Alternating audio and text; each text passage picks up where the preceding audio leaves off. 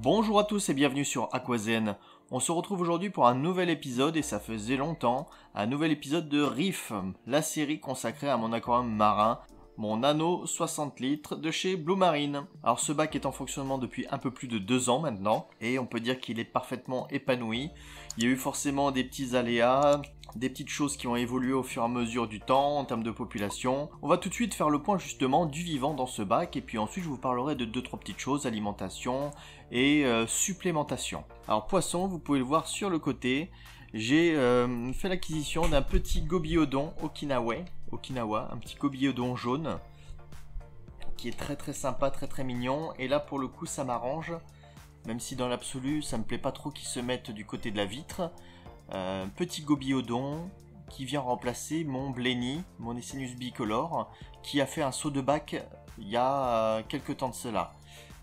Donc ça se passait très bien au niveau du vivant avec mes poissons clowns et j'étais un peu triste, et même si je sais que c'est pas raisonnable de rajouter du vivant dans un petit bac comme ça, bah quelque part le gobiodon s'imposait de lui-même car c'est quand même un petit poisson adapté au petit volume.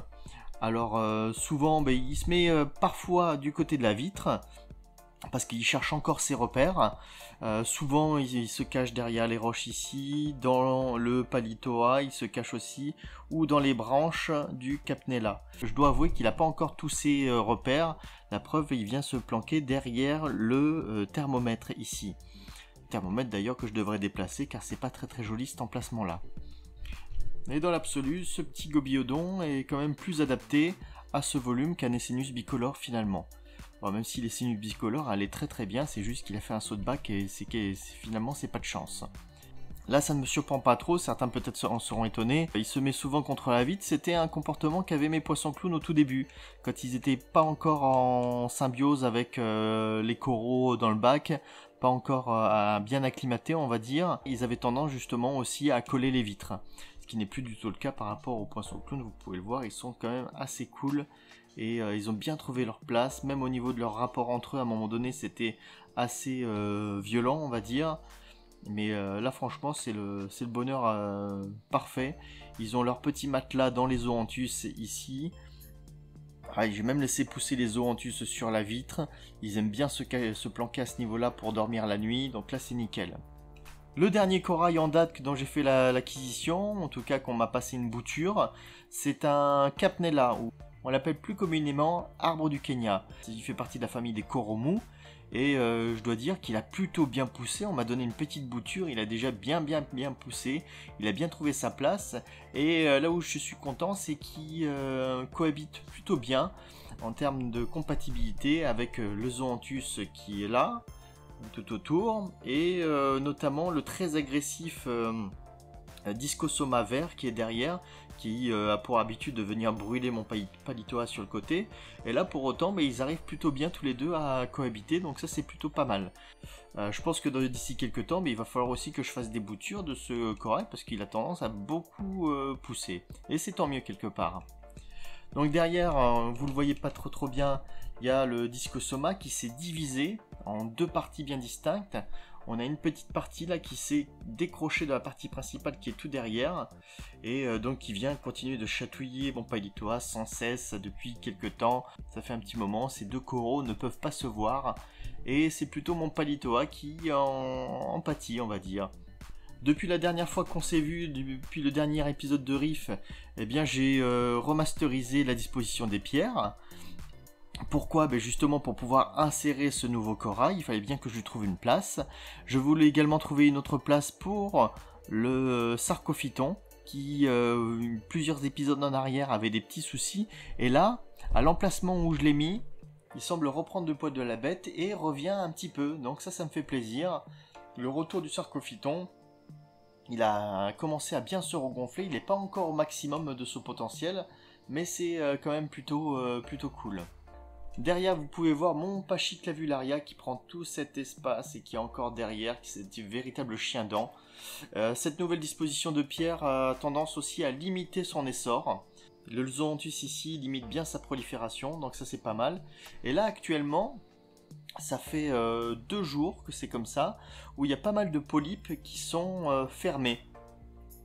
Donc ça c'est plutôt intéressant, il me semble que c'était arrivé une fois il y a assez longtemps de cela, et je crois que, alors confirmez-moi ceux qui s'y connaissent, c'est que le Pachyclaviolaria il peut aussi faire des mues me semble-t-il. Donc là ça fait plusieurs jours qu'il a les polypes fermés pour certains. Bon, quelque part, vu la résistance de ce corail, je suis pas très inquiet. À voir comment ça se développe. D'ailleurs ici ça commence à se réouvrir de ce côté-là, donc pour preuve que ça va revenir. Hein. Le magnifique Ricordea florida, hein, qui a un petit emplacement sur un petit îlot de pierre et qui aime pas trop les zones trop brassées, et il est quand même plutôt sympa et très joli. En vivant, qu'est-ce que j'ai d'autre? J'ai toujours Monofure, hein, l'espèce d'étoile de mer pour ceux à qui ça parle. Hein, je publie quand même quelques photos parfois sur Instagram, où je vous fais des petites stories sur YouTube. Ma crevette rouge d'Ébélius aussi. Quelques détritivores ici et là. On peut voir quelques escargots se balader. J'ai eu quelques paires de détritivores ces derniers temps, donc il va falloir que j'en rajoute 2 ou 3 pour recompléter mon armée de nettoyeurs. Je pense qu'il va falloir que je reprenne 1 ou 2 astréas étoilés. Vous voyez, par exemple, il y a un astréa étoilé qui est dans le Zoranthus actuellement. Il va falloir peut-être que je reprenne des escargots fouisseurs qui me nettoient le sable. J'ai pas mal de dépôts en ce moment. Après, les dépôts, ils s'expliquent beaucoup. Hein. Regardez ma surface. La surface est assez trouble. Mais je crois savoir pourquoi, parce qu'en ce moment je fais de la supplémentation, c'est-à-dire que j'ai reçu des petits produits à tester hein, pour développer la microfaune. Je vais vous montrer ça tout de suite. Voilà, j'ai reçu il y a quelques temps toute une gamme de cette marque Microblift, qui autant des produits pour l'eau de mer que pour l'eau douce. Et je fais quelques petites publications en ce moment sur Instagram aussi, où je vous montre l'utilisation. Ils ont envoyé pas mal de produits, il y a notamment eu Tanguy de Toupette, et puis bien d'autres encore qui ont reçu les produits en test. Et je dois dire que j'ai testé ces produits, je les connaissais pas particulièrement, et je dois avouer que celui-là en particulier, alors je parlerai peut-être de l'eau douce, des produits concernant l'eau douce un petit peu plus tard, mais en ce qui concerne les ajouts en eau de mer, j'avais déjà testé des produits pour ensemencer le bac. Ça n'avait pas donné forcément des résultats fracassants, mais là je dois dire que les résultats se voient. Alors j'en suis à 4 semaines de supplémentation avec ce protocole, hein, dans le but d'ensemencer mon bac, et vous voyez tous les petits points blancs qu'il y a sur les vitres, qu'on voit ici et là et qui bougent, eh bien c'est tout simplement de la microfaune. Alors j'essaye de vous en montrer un petit peu plus. Regardez, on arrive à observer la microfaune sur les vitres, et ça c'est très bon pour un bac récifal d'avoir de la microfaune. C'est plein de vie, plein de micro-organismes qui permettent bien de nourrir les coraux, enfin c'est de la vie, hein. C'est la microfaune qui nourrit ensuite tout le reste hein, finalement. C'est un peu une réaction en chaîne. S'il n'y a pas de microfaune dans un bac, eh bien c'est un bac un peu pauvre qui vit pas beaucoup. Alors j'essaie de vous en montrer un petit peu plus. Et encore, j'ai nettoyé les vitres tout à l'heure. Vous voyez tous ces petits points blancs là, on en voit qui bougent. Et ça, j'en avais très peu avant. Donc ça, franchement, c'est cool. Alors j'en profite pour vous faire aussi une petite info. Cette marque qui s'appelle Arca Aquatics, en plus de m'envoyer des produits, a été vachement sympa, m'a envoyé des objectifs photos. Hein, qui peuvent se mettre sur les smartphones, et ça faisait longtemps en plus que je cherchais à avoir des petits objectifs. J'en avais déjà commandé sur Wish des pas chers mais pas forcément hyper performants, donc ça c'est plutôt cool. Et du coup ça va me permettre, on va faire ensemble quelques petits plans en macro, à savoir que dans le kit eh bien, il y a également comme on peut le voir ici un filtre orange et un filtre jaune. Alors je vais vous montrer ce que ça donne. Alors là, je suis en train de filmer avec mon objectif photo classique sur mon P20, qui se débrouille quand même plutôt bien et qui élimine quand même pas mal le bleu de l'éclairage de l'aquarium, qui a tendance quand même à parasiter un petit peu le rendu final. Et là, je dois dire que quand même mon téléphone s'en sort plutôt bien. Là, on va voir avec le filtre jaune ce que ça donne. Alors le filtre jaune, c'est intéressant. Car ça, vraiment, quand l'éclairage est très bleu, alors on va essayer de faire un essai. Là, par exemple, j'ai laissé, il y a moins de blanc, il y a plus de bleu. Ok, ça a son charme, c'est quand même vachement sympa. Ceux qui ont l'habitude de récifal aiment bien. En revanche, si on veut enlever ce bleu, eh bien on peut mettre un filtre jaune. Et ça a tendance un petit peu à ternir finalement, mais c'est plutôt pas mal, ça élimine un petit peu le bleu.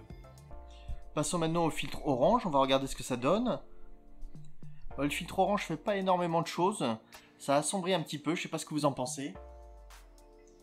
Allez, je me remets en plein éclairage. On enlève le filtre orange. Ouais, c'est mieux sans. Après, ça dépend vraiment des intensités lumineuses et vraiment de la coloration. Moi, celui que je trouve le plus intéressant, c'est le filtre jaune. Et en fonction de l'éclairage ambiant, là, j'ai un excellent rendu parce que ma pièce est très sombre. Par contre, quand la pièce est assez illuminée et que les bleus sont très présents, le jaune quand même permet d'enlever pas mal de teintes bleues. Et maintenant, je vais mettre en place la lentille macro, qui permet quand même de faire des gros plans. Alors vous voyez, je me suis rapproché de l'aquarium. Et j'arrive pas à faire la mise au point, il faut vraiment que je me rapproche très près. Et j'arrive à faire des mises au point un peu plus nettes. On voit carrément les saletés sur les vitres, ce qui n'est pas forcément super plaisant. Mais ça permet de faire des beaux gros plans sur les coraux. Ah, là je trouve que c'est vachement sympa. Là on arrive à vraiment avoir un niveau de détail assez intéressant.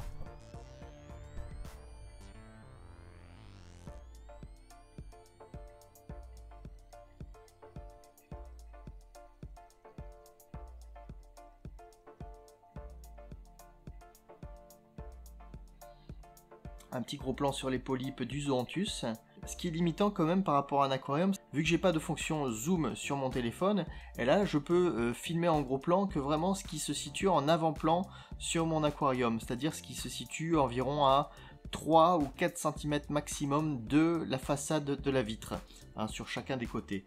Au-delà, je peux pas filmer parce que sinon ce sera pas adapté, ce sera flou. Mais c'est quand même assez sympathique. Dernière chose dont je voulais vous parler alimentation. J'avais pas retrouvé spécifiquement ce que je donnais à manger avant, c'était des granulés de chez Aquarium System qui fonctionnaient plutôt bien. J'ai voulu passer à un moment donné une commande, je n'en retrouvais pas spécialement sur Amazon, donc je me suis fourni chez Tetra et j'ai trouvé le concept plutôt sympa. En fin de compte, c'est la même chose que pour ce qu'ils font pour les bêtas, c'est-à-dire qu'il y a 4 distributions différentes, plusieurs compartiments différents qui permettent de varier l'alimentation. Voilà, il y en a 4 exactement, et j'ai trouvé ça plutôt sympa, sachant qu'en plus, il y a une bonne quantité là-dedans. Je trouvais qu'il y avait un bon rapport qualité-prix, donc je l'ai testé, et en plus, cumulé à mon distributeur automatique, ça le fait. À mon distributeur automatique, je vous en ai déjà parlé, c'est le Fishmate, un des meilleurs distributeurs automatiques pour moi, surtout quand on veut varier l'alimentation. Et vous voyez, bon là, il va falloir que je refasse le point. Grâce aux différents compartiments, avec la nourriture Tetra, eh bien, je peux varier l'alimentation et ils ne mangent pas tous les jours la même chose. Donc c'est quand même plutôt sympathique. Allez, je vais leur donner, je vais leur pousser. Là aujourd'hui c'est des paillettes.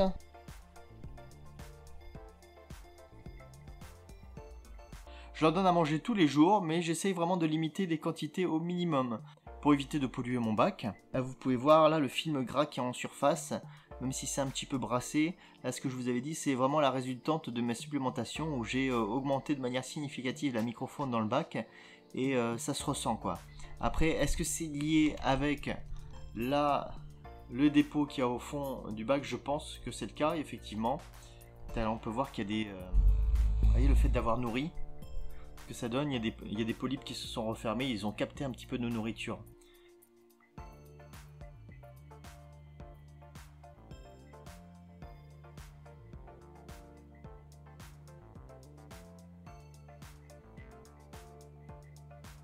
Voilà, je me laisse surprendre moi-même à plus vous faire de commentaires et à juste observer les images en direct. C'est assez fascinant. Et je dois dire que ce petit bac, vous êtes nombreux à me dire quand est-ce que tu changes pour plus grand. Mais c'est vrai que ça me donne quand même une totale satisfaction. Car ce volume, je le maîtrise. Il est plutôt richement peuplé. Il y a de la vie, il y a du mouvement. Il était équilibré. Il fonctionne et c'est vrai que je me dis des fois j'aimerais bien passer à plus grand, mais pourquoi s'ennuyer à passer plus grand finalement alors que là ça fonctionne très bien et on a un résultat qui est super joli. C'est vrai. Quelque part aussi c'est pas très coûteux, je fais un changement d'eau tous les 15 jours, ça me coûte pas grand chose en sel, en eau osmosée. en nourriture, c'est quasiment insignifiant. Les ajouts, pareil, je le fais une fois par changement d'eau. Mes paramètres sont a priori stables. De toute façon, je les contrôle très peu. Donc j'ai envie de vous dire, c'est pas le bac parfait, bien entendu, hein, mais il me convient bien. Et c'est vrai que je me suis fait la remarque il n'y a pas très longtemps. La seule chose qui me ferait évoluer vers un bac plus grand, c'est le fait de vouloir offrir un volume plus grand à mes poissons, pouvoir ajouter 1 ou 2 poissons supplémentaires, quelques petits invertébrés supplémentaires. Effectivement, ce serait intéressant. 1 ou 2 coraux de plus, oui, c'est vrai. Là, il est vrai que j'arrive vraiment aux limites de cet aquarium, ça c'est clair. Je vous remontre encore une fois mon écumeur que j'ai fait le choix de laisser. On pourrait très bien s'en passer pour ce type de volume. Dans le bac ici, j'ai rien du tout, hein. Il n'y a pas de masse de filtration, il y a la pompe de remontée, le chauffage et l'écumeur qui est là. L'écumeur, vous voyez ce que ça donne. Là, je l'ai vidé hier ou avant-hier, je ne sais plus. Et pour ceux qui me demandent, parce que j'ai souvent des questions sur le réglage de l'écumeur, il n'y a pas grand chose à régler, hormis de le mettre ici, vous voyez la bague ici, je la mets au niveau de l'eau. Et après on laisse faire.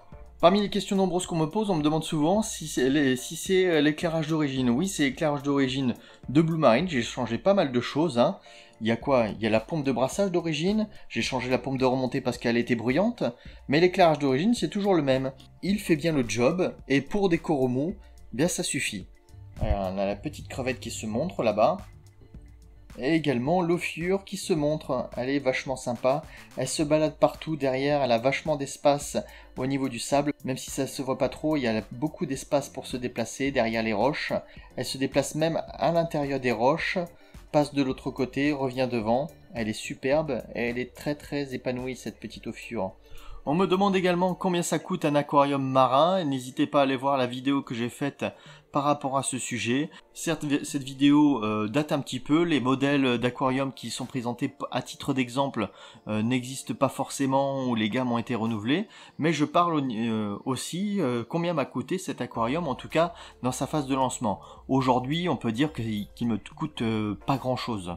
Maintenant qu'il est lancé. Un aquarium marin, là où ça coûte le plus, c'est finalement lors de son lancement. Voilà, ce nouvel épisode de Reef est terminé. J'espère que ça vous aura plu. C'est une petite mise à jour. Pas de grandes nouvelles, mais des petites nouveautés qui quand même font plaisir. Le suivi de ce bac est toujours assez intéressant. C'est une série qui vous plaît beaucoup et qui a quand même pas mal de succès sur la chaîne. Je vous remercie de l'enthousiasme avec lequel vous recevez ces vidéos Reef. Si vous avez des questions par rapport à ce bac ou des remarques particulières, n'hésitez pas à le mettre dans l'espace commentaire, je me ferai une joie d'y répondre. En attendant, n'hésitez pas à laisser un pouce bleu, à vous abonner à la chaîne. Voilà, je vous dis à la prochaine, ciao. Et n'oubliez pas en attendant, restez zen.